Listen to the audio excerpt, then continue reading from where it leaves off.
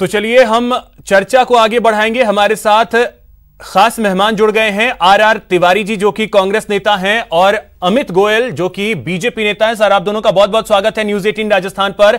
मैं आपके पास आऊं उससे पहले भंवर आपके पास आ रहा हूं। जयपुर से क्या अपडेट है, किस तरीके से तस्वीरें इस वक्त आ रही हैं, क्योंकि 1.5 घंटे से ज्यादा का वक्त बीत चुका है। मतदान का प्रतिशत को लेकर के कोई अपडेट आया है? जी बिल्कुल, तस्वीरें मैं आपको दिखाना चाहूँगा। अभिषेक, आप देख सकते हैं ये लाइन यहाँ पर लगी हुई है और आप देखिए कि जिस तरह से ये चलकर आए हैं यहाँ पर मतदान करने के लिए। एक बुजुर्ग हैं और लोकतंत्र की एक खूबसूरत तस्वीर कही जा सकती है कि जिस तरह से अस्वस्थ होने के बाद भी वो यहाँ मतदान करने के लिए पहुँचे हैं ताकि उनका वार्ड स्वस्थ रहे, जो उनके निगम की सरकार बने वो स्वस्थ लोगों का एक व्यवस्था कर सके।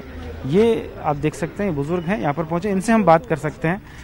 ये लोकतंत्र की एक खूबसूरत तस्वीर है। आपका स्वास्थ्य ठीक नहीं है फिर भी आप यहाँ मतदान करने के लिए आए हैं। क्या बोल नहीं सकते हैं? आप इनके साथ हैं, आप बताइए।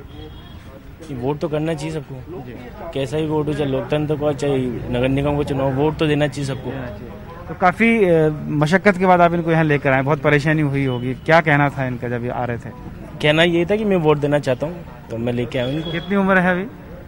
50 के लगभग तो है ही, 50 ऊपर ही है, 60 के करीब। स्वस्थ नहीं है? हाँ, स्वस्थ नहीं है जी।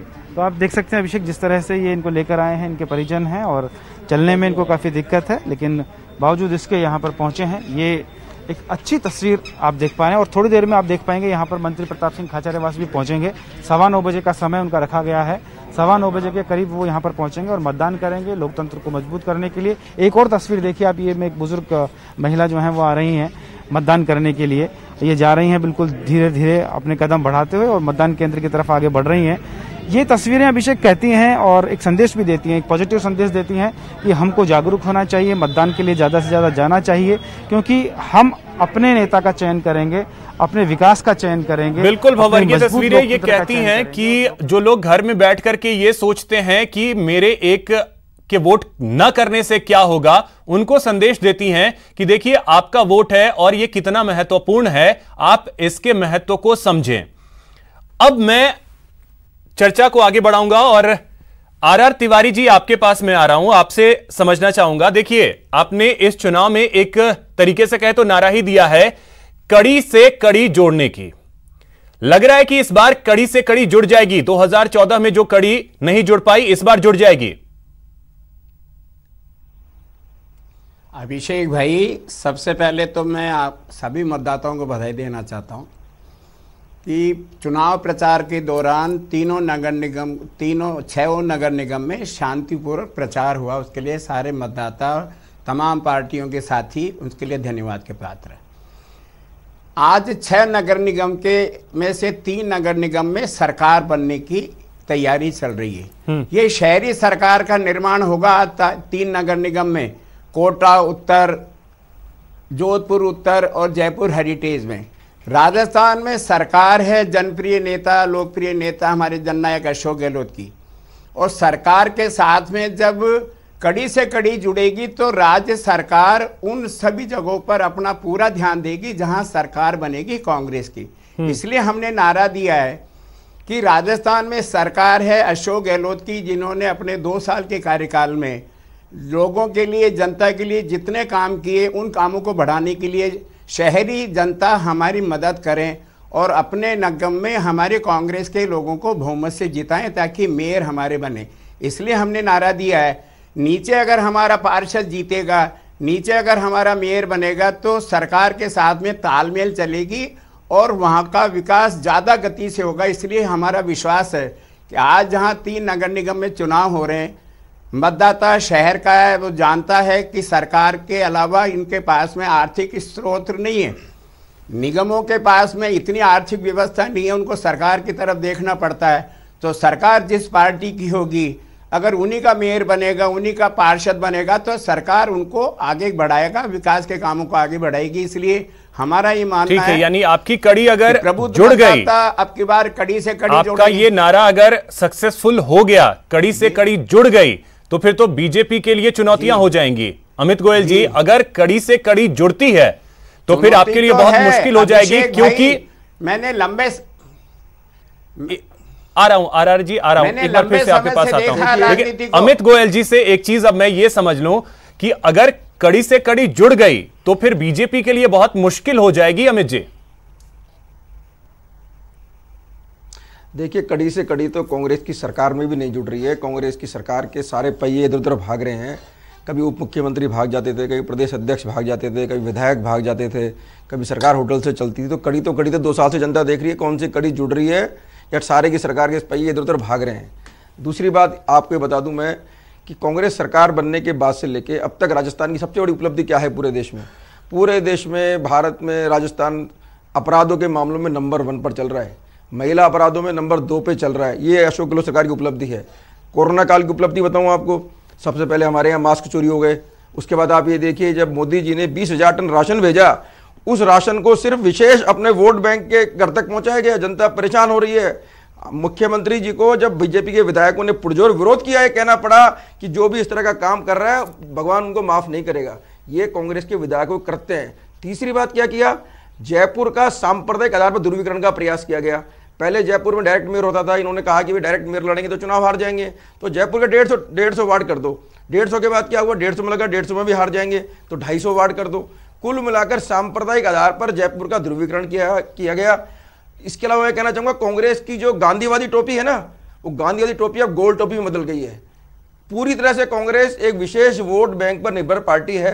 राजस्थान की जनता ये समझती है, तीनों निगमों की जनता ये समझती है, और मैं समझता हूं जिस तरह की अराजकता इस देश में सबसे नंबर राजस्थान में है, ऐसी परिस्थिति में जयपुर की जनता हो, कोटा की जनता हो, जोधपुर की जनता हो, अच्छा एक चीज अमित गोयल जी, और एक चीज सारी जो कवायद करी है जयपुर को बांटने की, जोधपुर को बांटने की, कोटा को बांटने की, सांप्रदायिकता फैलाने की, ये सफल नहीं होगी। जनता जवाब देगी। हर आदमी चाहता है कि उसको अच्छी सड़कें मिले, हर आदमी चाहता है उसको स्वच्छ अच्छी लाइटें मिले। क्या ये जो निगम के चुनाव हो रहे हैं पूरी तरीके से विफल है? अमित जी, यहां जो ये जो चुनाव हो रहे हैं निगम में, इसमें सांप्रदायिकता मायने भी रखती है क्या? इसमें जातिवाद बिल्कुल धर्म मायने भी रखता है क्या? यहाँ पे एक मिनट आरआर तिवारी, एक मिनट सुनने का साथ रखिए, सच्चाई सुनने का साथ रखिए भैया। एक बार नहीं तिवारी जी, अरे इनको चुप कराइए। आरआर तिवारी जी एक मिनट, आप इनको बोलिए चुप रहे पहले एक बार, आप इनको बोलिए चुप रहे। मैं अपनी बात पूरी करूं फिर बोलेंगे। विकास का कोई पहले मैं अपनी बात पूरी करूं फिर बोलेंगे। मुसलमान के अलावा कोई बात नहीं करना। आरआर तिवारी जी एक मिनट, हमने 150 वार्ड कर दिए। अरे राजनीतिक रूप से लोगों को हमने मौका दिया। एक मिनट आरआर, पूछना चाहता हूं नहीं मैं अमित गोयल जी एक मिनट अमित गोयल जी, मैं एक चीज पूछ रहा हूं। हाँ, मैं उसी में एक चीज मैं और ऐड कर रहा हूं। एक चीज, एक मोहल्ला जहां पर हिंदू, मुस्लिम, सिख, ईसाई सभी रह रहे हैं, वहां पर अगर स्ट्रीट लाइट्स लगेंगे तो इसमें सांप्रदायिकता का क्या लेना देना है? सभी यूज करेंगे उस लाइट को। अगर सड़कें बनेंगी तो सभी उस पर चलेंगे। इसमें ये चीजें कहां से घुस गई? देखिए, तिवारी जी के तिवारी जी की दुखती रग पर हाथ रखा है ना, तो चिल्लाना शुरू कर दिया उन्होंने। अरे सुनिए ना, साहस रखिए ना, साहस रखिए, साहस रखिए, साहस रखिए। आपके अंदर साहस नहीं है सुनने का। समस्या ये है, चिल्लाकर आवाज को दबाना चाहते हैं, इनको चुप कराइए आप। मैं अपनी बात पूरी करना चाहता हूं, आप इनको चुप कराइए। आपने सवाल मुझसे पूछा है। आरआर तिवारी जी, इनको सुन लीजिए, फिर आप इसका जवाब आप दे दीजिए। आप चुप कराइए इनको। पर आप हमेशा हिंदू तिवारी जी चुप हो, एक मिनट चुप होकर के उनको सुन लीजिए थोड़ा सा, उसके बाद फिर उसका जवाब आप दे लीजिएगा। बोलिए अमित जी। अभिषेक जी, मुझे बताइए, जयपुर के अंदर 91 वार्ड थे, इसी सरकार ने पहले 150 कर दिए, फिर 150 के बाद 250 कर दिए। क्यों किए? किस आधार पे किए? क्या ये सबको पता नहीं है कि अभी जयपुर में कांग्रेस के एक मंत्री का वीडियो आया है, जो बहुत सारे लोग 500-600 लोग जमा है, बिना मास्क के जमा है, और माननीय मंत्री जी कह रहे हैं मोदी शाह को हराना है तो आपको अकरम भाई को जिताना है। अरे भैया, मोदी शाह को हराना है, अकरम भाई को जिताना है, इस तरह के नारे लगा के आप जनता के वोट लेना चाहते हो? किस तरह का सांप्रदायिक ध्रुवीकरण जयपुर में कर रहे हो? जयपुर की जनता जवाब देगी। जयपुर की गंगा जमनी तहजीब को आपने खत्म कर दिया, और 2 साल कांग्रेस सरकार, इसमें बड़ी उपलब्धि जयपुर के अंदर तो कम से कम यह 4-5 बार सांप्रदायिक तनाव की घटना हुई। शास्त्री नगर में लोगों के घरों पे पत्थर फेंके गए, गाड़ियां फोड़ दी गई। दिल्ली रोड के ऊपर आप देखिए, लोग चलती बसों उतर के मारा गया। ठीक है, अब अमित जी इसका जवाब सुन लीजिए। अमित जी इसका जवाब सुन लीजिए। व्यापारी के साथ लूट। ठीक है अमित जी अब उनका जवाब बोलिए। आरआर तिवारी जी बोलिए। अमित भाई, मैं ये कहना चाहता हूं अभिषेक जी, ये अमित जी वरिष्ठ पदों पर है। ज्योति खंडेलवाल ने इस समय मतदान किया है। जयपुर हेरिटेज में मैडम किस तरह का माहौल है? आपने मतदान का अपने अधिकार का प्रयोग किया? देखिए, मैं निश्चित रूप से सभी लोगों से अपील करना चाहूंगी कि आप मतदान केंद्रों पर पधारें, क्योंकि ये हमारे शहरी सरकार का चुनाव है, हमारे लोकल जनप्रतिनिधि का चुनाव है और उसमें हम जैसा प्रतिनिधि चाहते हैं वो चुनना हमारी जिम्मेदारी है। सरकार ने पूरी व्यवस्था की है, चाहे वो सैनिटाइजेशन की हो, चाहे सोशल डिस्टेंसिंग की हो और चाहे मास्क के लिए अवेयरनेस की बात हो। सरकार ने पूरी व्यवस्था की है, इसलिए अधिक से अधिक संख्या में लोग यहाँ मतदान करने के लिए पधारें और जो हम यूँ कहें, सरकार जिस तरीके से उनके साथ खड़ी रही है, उनके संकट के समय में खड़ी रही है, लगातार उनके दुख दर्द में शामिल रही है, हर वर्ग को राहत पहुंचाने का काम किया है, उन सब के लिए जो काम किया उस भावना के अनुरूप अपने जनप्रतिनिधि को वो चुने। मैडम, इस बार बहुत महत्वपूर्ण हो गया चुनाव के अंदर। चुनाव में ये चर्चा है कि कोरोना में किसने काम किया, कोरोना में कौन जनसेवक मैदान में थे। इस बार विकास कार्यों के अलावा कोरोना भी एक मुद्दा है, तो ये कितना बड़ा मुद्दा नजर आ रहा है अपने जनता में? आप घूमे भी हैं। बिल्कुल, निश्चित रूप से बहुत बड़ा मुद्दा है, क्योंकि कोरोना जैसा संकट जो इस समय पूरा विश्व जो झेल रहा है, व्यक्तियों के रोजगार छिने हैं, खाने तक की व्यवस्था की परेशानी आई है, लोग अपने घरों में नहीं पहुंच पा रहे हैं, तो इन सब चीजों को लेकर के लोगों में बहुत बड़ा संकट था। लेकिन सरकार ने जिस तरीके से काम किया, चाहे वो राशन वितरण का काम हो, प्रवासी श्रमिकों को उनके घर पहुंचाने का काम हो, जो व्यक्ति अटक गए थे उन्हें घर पहुंचाने का काम हो, लगातार लोगों के बीच में रह करके उनकी समस्या सुलझाने का काम हो। आपने देखा होगा हमारे जनप्रतिनिधि सैनिटाइजेशन के लिए खुद सड़कों पर उतरे हैं। अब जिस तरह से माननीय मुख्यमंत्री जी ने कोरोना को लेकर के अवेयरनेस के लिए नो मास्क नो एंट्री का अभियान चलाया है, जन अभियान इसको बनाने का कोशिश की है, जन आंदोलन इसको बनाने की कोशिश की है, दुख के समय में वृद्धावस्था विधवावस्था पेंशन देने का काम किया है, तो इन सब चीजों को लेकर के निश्चित रूप से प्रतिनिधि वही हो सकता है जो हमेशा जनता के बीच में रहे, जनता के बीच, जनता उसे महसूस करे कि हम इसको कभी भी इसके पास जा सकते हैं, इससे अपनी बात कह सकते हैं। ये बहुत इंपॉर्टेंट बात होती है, इससे बड़ा इंपॉर्टेंट कुछ नहीं होता। तो और फिर ये तो काम भी नगर निगम का ऐसा है जहां सफाई, सीवर, लाइट, रोजमर्रा के काम है, आपके जन्म प्रमाण पत्र, मृत्यु प्रमाण पत्र, मैरिज सर्टिफिकेट, इस तरह के बहुत सारे रोजमर्रा के काम होते हैं। तो जनता को लगता है कि वो प्रतिनिधि हमारे बीच में हो, और कोरोना काल में लोगों ने देखा कि कौन सा जनप्रतिनिधि हमारे बीच में है और उसके अनुरूप वो वोट देगी। ये बहुत बड़ा फैक्टर एक है। कोरोना महामारी के बीच में मतदान हो रहा है, कोरोना से निकल करके आप आए हैं, कितना बड़ा अनुभव होगा, ये इतिहास के पन्नों में दर्ज होगा इस तरह की अपने आप में वोटिंग की जो घटना है? निश्चित रूप से कोरोना महामारी जिसने पूरे विश्व को हिला रखा है, एक बहुत बड़ी महामारी के रूप में चल रहा है इस समय, और जिन लोगों को कोरोना हुआ है वो खुद जानते हैं कि वो कितनी पीड़ा उन लोगों ने झेली है। और मैं तो ये कहना चाहूंगा कि कोरोना बीमारी अगर नहीं है तो उससे हमें डरना चाहिए। पहले कहा जाता था कि जो डरेगा सो मरेगा, मैं तो ये कहता हूं कि जो डरेगा सो बचेगा।